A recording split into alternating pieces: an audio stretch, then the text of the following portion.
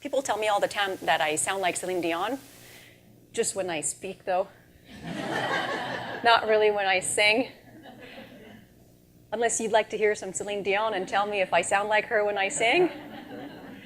Sure? Yeah? Want me to give it a shot? Really? I almost titled this speech Power of Love, and it would have sounded something like this. 'Cause I'm your lady, and you are my man. Thank you.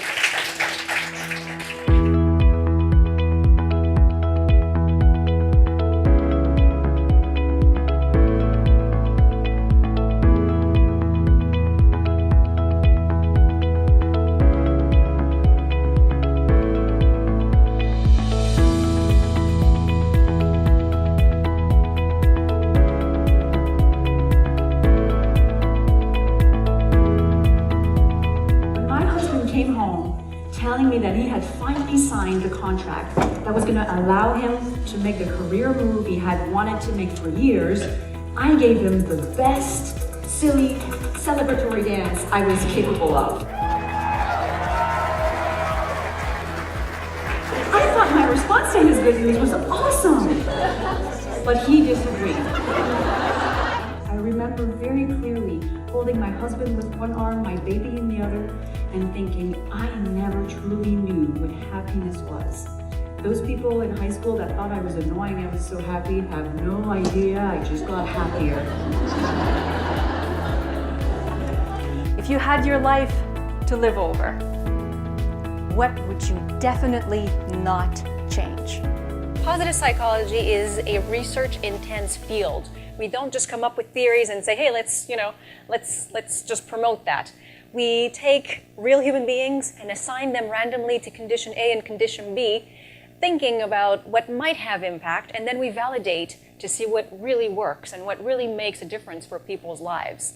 And after we can conclude safely that something works for most people most of the time, then this is what we do. And the whole philosophy behind positive psychology is to identify and build from what's right. No matter what your political affiliations are, no matter what your religious beliefs are, no matter where you're from or where you're going, there is one thing that unites all of us in this room, and it is the desire to feel good, do well, and have a positive influence on those around us. If you agree with that, say yes. Woo! If you have been resisting doing wellness, today's your day. Go get it done.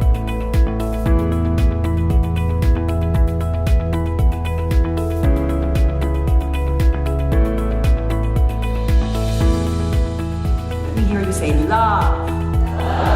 Love. Woo, that's pretty good. No matter how young and how motivated and how strong you are, if you sacrifice every ounce of wellness outside of your life for performance or for other goals, sooner or later, these other goals are going to be sacrificed so you can catch up with your wellness. So being happier helps us get good, positive outcomes in our personal and in our work lives. Now you may think, okay, MJ, that sounds good. Well, what can I do about it? You know, I'm kind of happy the way I am. It's never really changed a whole lot in my life. Well, here's the thing. Research shows that on a scale, let's say from 0 to 10, we tend to waver around a certain range of happiness level. So for example, maybe you're someone who tends to hang out around a 6.5 and an 8.5. This is just who you tend to be. Well, I can show you how to live your life in the 8.5 or 8 to 8.5 range. Wouldn't that be a good thing? Optimism is learned. It's a skill. It's not just a genetic predisposition.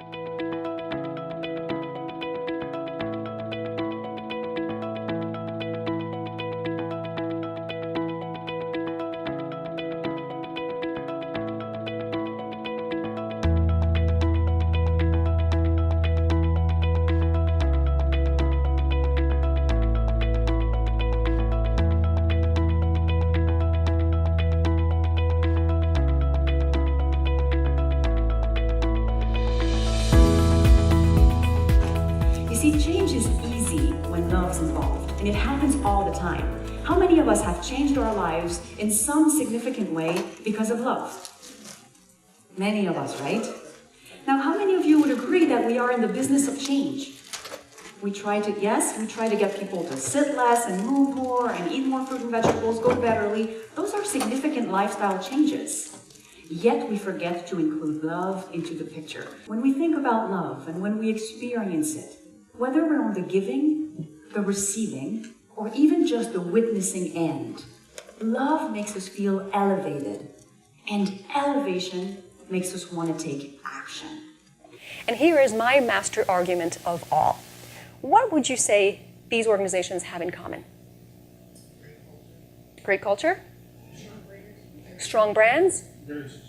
Very successful. Yes. You all have the right answers. They all have the word love or care or compassion or all of the above written down somewhere in their value statement, in their code of conduct, in their mission and vision statements. This is why they have outperformed the Standard & Poor Index by an 8-to-1 ratio in recent years, and they have outperformed the good to great companies by a 3-to-1 ratio in recent years as well. Because love pays off, not just in our physical health, not just in the organizational culture, but also on the bottom line. And I think this is absolutely the most superb proof that I can come up with that this stuff works.